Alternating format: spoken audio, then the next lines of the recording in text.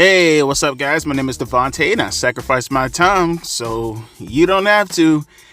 It's a busy day today. I see it's a busy day. Well, I mean, the world's greatest secret was just revealed, am I right? Apparently, Ricochet has signed a multi-deal contract with AEW. I mean, who could have seen that coming, right? I mean, gosh darn it, Stevie Wonder, eat your heart out, am I right? Fucking Christ, bro, I swear. Here, check it out. Link is on the description box below, as always. Former WWE superstar Ricochet has reportedly agreed to a multi-year deal with All Elite Wrestling. Last month, it was reported following the expiration of his WWE contract that Ricochet was in negotiations to sign with All Elite Wrestling. But since those initial reports, things have gone quiet for several weeks. In a new update from Fightful's Sean Ross Sapp, Ricochet has a multi-year deal with AEW. The former WWE superstar is already planned for upcoming shows with the company. Sapp took things a step further to reveal that Ricochet is traveling to London for All In and is planned to appear on the pay-per-view. While it's not confirmed that he'll be doing as of yet, holy shit, my southern accent just came out right there. It seems like a no-brainer to debut him in the casino gauntlet match. WrestleZone will have live coverage of AEW All In as it airs on Sunday afternoon. So, Ricochet done did the deed, right? Now, the funny thing about this is I know so many people who are, and I actually put a poll out on this while Ricochet was still with WWE. Actually, I think I put a poll out on this like right before WrestleMania, I think. Sometime before WrestleMania, before it was even known that Ricochet was planning on leaving WWE. I think I put out a poll saying which superstar fits better with AEW that's currently on the WWE roster, and like you guys overwhelmingly picked Ricochet because obviously I'm gonna assume, you know, his style, his flipping, all this other shit. But can I throw a caveat for you guys? And can I tell you that Ricochet going to AEW means jack shit for the company at all?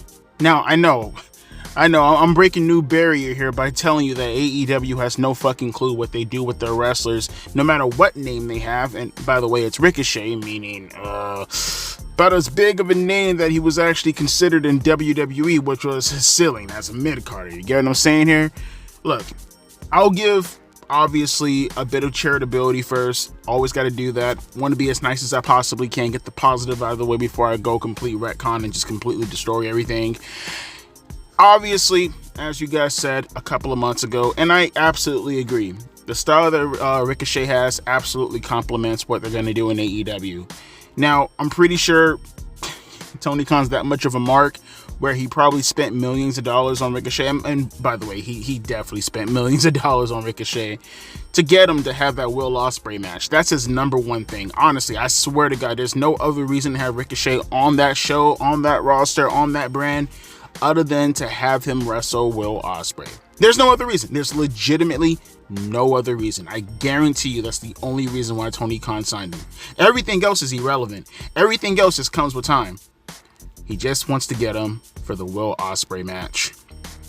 And like I said, cool. Like I said, Ricochet, style compliments AEW to the T. And also with Ricochet, in the end of the day, I mean, dude is making money. When I say these things on this video, this is nothing against Ricochet personally. I feel like, yo, bro, I don't know his financials. I don't know his situation. But he probably did it because, I mean, he made more money for AEW than he ever would for WWE.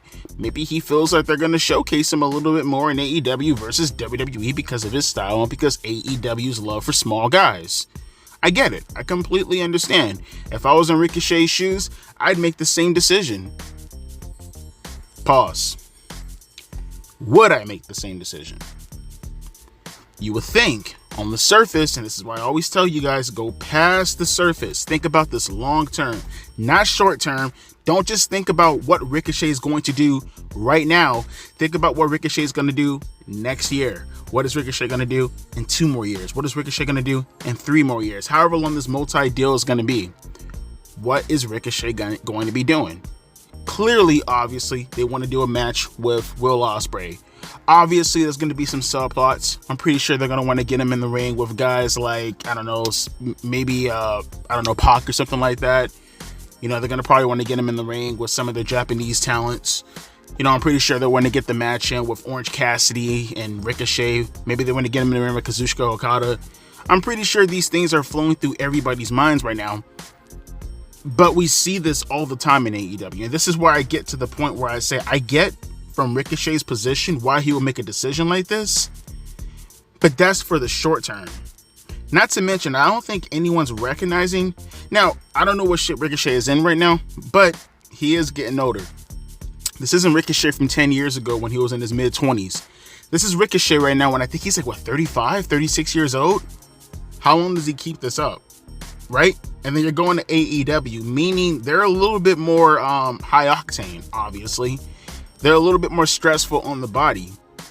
Is this really what Ricochet wants to do right now? Long term, as far as your body is considered, do you really want to do this knowing that you're closing in on 40? Do you really want to keep up this pace knowing that you're closing in on 40? I can't speak for the man. I'm pretty sure he thought these things through. I'm pretty sure him and Samantha and their kids, they all sat down, they talked about the situation. I'm not here to speak for him. He has his own life. What I am speaking from the perspective of not only from the outside looking in, but as a guy who's not too far from Ricochet's age, thinking about like, okay, what is my path to not work anymore? Right? See, I still got like a good, 30 more years until I get the opportunity to retire, God willing. I'm not an athlete. I'm not in Ricochet's shoes. And I'm already thinking about, okay, what can I set aside to retire? What can I set aside for my kids to go to college? You know what I mean? I got 2 children. I got to make sure that college is straight. So I get it from his perspective. But what's the plan out? See, my plan out, that's in 30 more years. Your plan out is what? You're going to keep flipping till you break your legs? I don't think anyone is thinking about not just the long term going forward as far as the stress on Ricochet's body, because that's what he's going to be relying on going forward. But I also don't think people are thinking about what does he contribute right now that's going to, how do I put this? Get past the mark, get past the initial reaction. People are going to go crazy for him, right? At least the IWC, because pretty much that's all that exists in AEW is the IWC for the most part. They don't really have casual fans. But even the WWE fans, I think they would take notice of Ricochet being in AEW. They always take notice of people going to AEW for the most part, right? But that's the first week. And then the second week, obviously, maybe some more fanfare, but significantly down compared to the first week. Just like AEW's ratings when they first started out. Very high. Then it dropped down to like 1 million or 1,100 million or not 1,100 million, they wish. 1.1 million or something along the lines of that. Then it went down even more, and then even more, and then even more, and then even more. Even CM Punk, eventually it subsided. Bryan Danielson, it subsided. Even recently, Mercedes Moné, it took like a week or two, and now she's just a part of the roster. No one gives a shit anymore. And in comparison to a Bryan Danielson, in comparison to a CM Punk, hell, even at this point, in regards to name value, I don't give a shit about Mercedes Moné. In terms of name value, I'd argue that Mercedes Moné is a bigger name than Ricochet. And you see what happened to her. A complete nobody. A complete nobody. And the funny part about it is I think they have a lot in common. Maybe not from a wrestling aspect, because obviously Ricochet is a better wrestler, but in terms of what they bring to the table, the limitations that they had that were being hidden by WWE. Ricochet can't talk. People may sit back and they say that he has witty one-liners as far as him coming to a close in his career, but in reality, Ricochet can't talk. I don't know what the fuck you guys describe as talking. When I talk about talking, I'm talking about charisma. I'm talking about people like Dusty. I'm talking about people like The Rock. I'm talking about people like Roddy Piper. I'm talking about people like Macho Man Randy Savage. I don't know what the fuck you guys are talking about in regards to talking. I want people to get hyped up. I want people to get excited. Hell, one person who kind of proved me wrong in that aspect was Will Ospreay. I'm not here to say Will Ospreay is the second coming of fucking Ric Flair or something, But dude, he held his own, and he still hold his own on the microphone a hell of a lot more than I thought he would. Ricochet has not proven anything to me to show that he, in that regard, will have that character aspect about him. And not to mention, I think people focus way too hard on the fundamentals of professional wrestling. Don't get it twisted. Those are two of the most fundamental things of professional wrestling, the in-ring work and the microphone stuff. Absolutely, as far as what a person brings to the table. But there are things underneath that kind of stuff, as far as a subgenre is considered, that you still have to focus on, right? So you may be good at in-ring work, but what's your psychology, right? What's your selling? Why did you do that move? What was the purpose of kicking out of that finisher? Why did you just run back and forth off the ropes and hit a flip outside the ring? Why is this match going on for so long? What's the subplot behind this match? What's the topic? What's the rivalry? You get what I'm trying to say? That's the in-ring stuff. And from the microphone work, as far as promo work is considered, like I said before, as far as being energetic, right? What's your character like? Why are you saying these things? Does it match your character? What's that in reference to the match in itself? Okay, can you talk up a big game, not just for yourself, but put over your opponent in a compelling way where you're burying them, but in reality, you're not really burying them because you're trying to get me excited for this match? And can you do it all without having to go off the cuff and just be shooting for no fucking reason, right? Because you know nowadays people don't have no talent whatsoever and they have to shoot from a hip, brother, whenever they get fucking desperate, right? Has Ricochet proven any of that to you guys? I don't think most wrestlers today can really do that. Not without a script, at least. There are very few wrestlers off the top of my head, not even MJF. People like to put MJF on the pedestal. No. MJF almost in every promo shoots from the hip, brother. Very rarely do I see superstars who can stay on the path of kayfabe going forward and actually be not even compelling, but at the very least make you enthusiastic. But you know who's actually pretty decent at that? Believe it or not, one of the few people who can actually stay within kayfabe, stay within character, who can actually cut a very fiery promo when they want to, even though they're not being used to the fullest capabilities of what they bring to the table. Sound like a Willow Nightingale, believe it or not. It's fucking amazing when it comes to promo work. Fucking amazing when it comes to selling her match, being within kayfabe without never having to shoot. Sticking to character. I tell you, man, she needs to go to WWE. Been saying it for the longest, but can Ricochet do a Willow Nightingale? Can you stay in terms of kayfabe and being able to promote your match? Because everybody shoots. That shit gets boring after a while. That doesn't make anything fucking compelling, and at least not in my opinion. Like, it doesn't at all, unless it's something like CM Punk and the Elites, and obviously Punk's in WWE, so nothing's happening with that. Unless it having to be something like Bret Hart and Shawn Michaels. I don't give a shit about that at all. I don't care. See, I think people are sticking to the surface of what Ricochet is going to do when he immediately comes in without thinking about going forward what's going to happen. See, you're going to get your Will Ospreay match, right? Might even happen on Full Gear. Well, doing Tony Khan, he might get it somewhere like Arthur Ashe Stadium, right? Because he's such a fucking retard. But I mean, my point being is, before the end of the year, I think we'll get Ricochet and we'll get Will Ospreay before the end of the year. No doubt in my mind. The question is, though, like I said, I'm gonna keep repeating it. Then what? How long does it take for the fanfare for Ricochet to calm down? I say personally, the next day. He's not a star. People may pretend that he's a star. People may pretend that there's no ceiling for him and he can go to the moon, but no, there's a ceiling for Ricochet. Absolutely. There was a ceiling for him in WWE. Like I said, he has a better opportunity in AEW, and good for him to make that bank, bro. This has nothing to do with Ricochet as far as the decisions that he's making, outside of the fact that I'm concerned with his well-being going forward, in the sense that I'm just the outside person looking in, not concerned to the extent that like I want to circumvent or I want to intervene within his business. Just like, you know, you watching a television show and you're seeing a character and then you become engulfed within that character, you know what I mean? You begin to relate with that character, and something happens to that character, and for the time being, because you're watching something is directly in front of your face at that very moment, you're concerned about that character. But as soon as that TV goes off and you walk away, even if they pop up in your mind later on that day, you don't give a fuck. But in this conversation, yeah, I can say that relating to someone like a Ricochet in his position, not being too far from my age, Yeah, I'm concerned about the young man. I'm concerned that did he make the right decision leaving WWE? That's a big risk.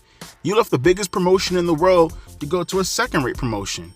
Now, granted, the incentives for that's a little bit easier because you're still going to make millions of dollars. You're still going to be on cable television. But what does that mean as far as your profile going forward? You win the AEW World Championship. Who cares? Who cares? Who cares? They haven't done anything with any of their titles. What do you do to make a path going forward to stand out past the rest of the roster for AEW to become a big enough name or a big enough superstar? Or is it really just you being here to wrestle Will Ospreay? Is that not something concerning to most people? Is no one really thinking about this right now? Are we really just having him here just to fight Will Ospreay? And it's just like the ends justify the means? Oh yeah, we'll get the rest of the matches there. Fuck the matches. What is... And I know people are like, Devontae, just chill and wait for a second. Wait. Bro, you guys say that all the time. Let him cook. All these other fucking euphemisms and bullshit like that and fucking buzzwords. Literally everyone you say that about is an abject failure. Some have even returned back to WWE. Some were even AEW originals who went to WWE and are now still going to WWE. You think WWE cares that they lost Ricochet? It's professional wrestling in 2024.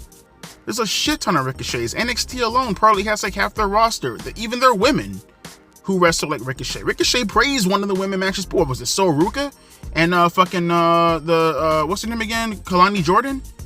They just had a match like a month or so ago, right? And Ricochet praised them for having the women equivalent of the kind of match that him and Will Ospreay had.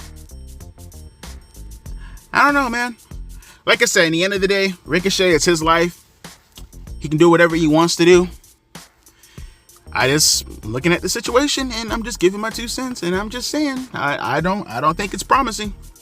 I don't think it's promising. We're gonna come back here in a couple of months, maybe by the end of the year, and you're gonna get a video from me saying Ricochet failed, like it's always been with every WWE wrestler that's come to WWE that has come to AEW. You inevitably in about 5 or 6 months will get a video from me saying they failed Ricochet, or Ricochet is overrated, or Ricochet could have done better, or he made a mistake. Mark my words. Mark my words. Give it a little bit of time. Give it by Christmas time. Oh, we gotta let him cook a little bit longer than that, Devontae. Man, you guys make so many fucking excuses, bruh. Anything to just say that I'm not wrong, bruh. It's like an ocean rising, and you see the tsunami on the horizon, and then you're just telling it, oh, it might turn left, Devontae. It's a fucking tsunami. It has only one direction, okay? We're fucked. But can't tell these people nothing, am I right?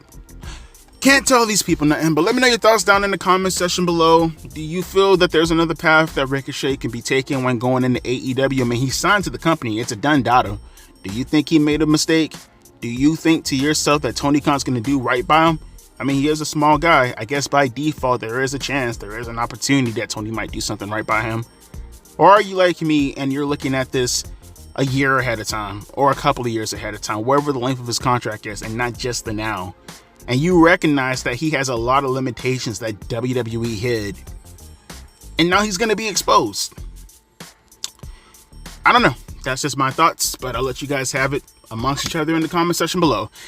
As always, my name is Devontae, and I'll be catching you guys later. Deuces, P.I.s. Man, we got any bets in the house? How long? Over or under? How long would it take before Ricochet becomes irrelevant? I got 1,200 on about 2 weeks.